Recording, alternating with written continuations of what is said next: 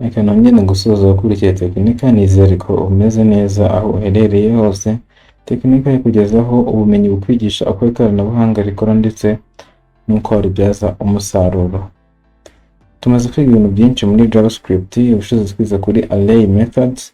Uyu munsi tugiye kwiga ku cyo bita multidimensional arrays. Izi ngizi ni array ziri mu zindi array. Nkuko mubona iyi array iri hano, dufite izindi array imwe imbere muri iyi array ya mbere. Harimo iyi array, harimo n'iyi ngiyi yindi dufite hano. Iyi ngiyi irimo amazina, iyi ngiyi irimo imyaka y'abo bantu. So iyo ufite array iri mu yindi array bazita multidimensional arrays. Ntabwo zo zikiri array zisanzwe.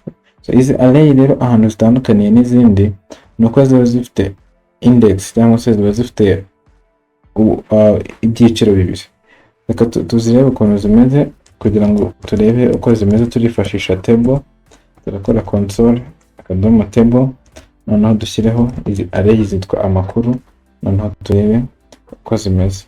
Iyi file yitwa node md.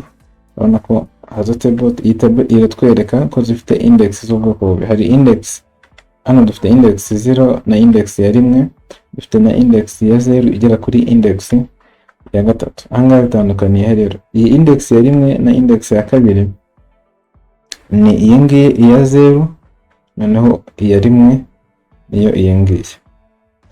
Array nubwo iri mu zindi array ariko nayo ni element ya array ya mbere, niyo mpamvu ifite index ya 0, noneho iyi ngiyi nayo ni element ya 2, akaba ari nayo mpamvu ifite index ya 1. Turamutse tugiye kureba twasanga izi nazo kubera ko zifitemo izindi element mo imbere, izi niyo mpamvu zifite izi index zindi zo hejuru zigera ziva kuri 0 zikagera kuri 3. Hariyo iyi ngiyi, iyi ngiyi ni ya 0, iyi ngiyi ni iya 1, iyi ni iya 2, iyi ngiyi ni iya 3.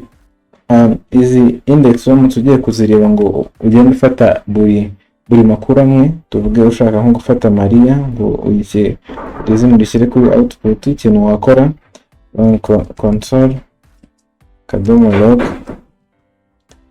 noneho ubwo array yose yitwa amakuru, noneho kareba index iyo Maria iherereye muri array ya mbere. Array ya mbere iri kuri index ya 0. Ubwo turabanza tujye kuri index ya 0.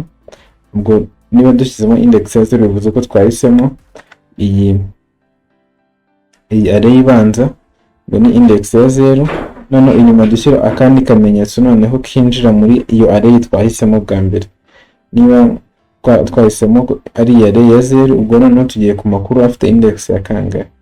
Maria ifite index ya 1, hano hari 0, hano hari 1. Ubwo ni ukuvuga ngo ni index ya 1.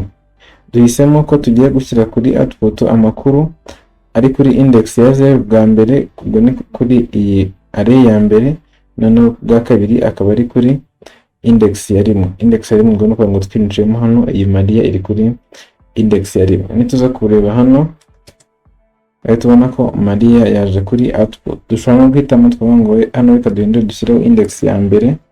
Index ya mbere bivuze ko ari iyi array ya 2, noneho iyi index ya mbere ubwo turahitamo element ya mbere, naho ariyo 67. Ubwo nituza kureba hano kuri output turahita tubona 67. Nuvuga ngo is the multidimensional arrays ni arrays ziri mu zindi arrays, ariko n'ubundi bikora nk'ibisanzwe kubera ko n'ubundi nitwa kuba dufitemo object ya mbere bari index ya 0, object ya kabiri index ya 1.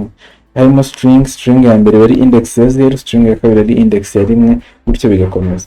So ahandi hano bitandukanira nuko hano ho kugira ngo ubashe kwigeramo muri index ya iri mu yindi bisaba ko wongeraho kano kamenyetso, kandi tuno dukubo tumeze gutya kugira ngo ubashe kubona index z'iyi array iri mu yindi. So nuko nguko multidimensional zikora. Ushobora kubagira ahantu uzikenera, noneho ukaba wazikoresha umaze kumenya uko amakuru ye ari zirimo, babasha kuyabona no kuyakoresha. Reka duhure mu isomo rikurikiyeho.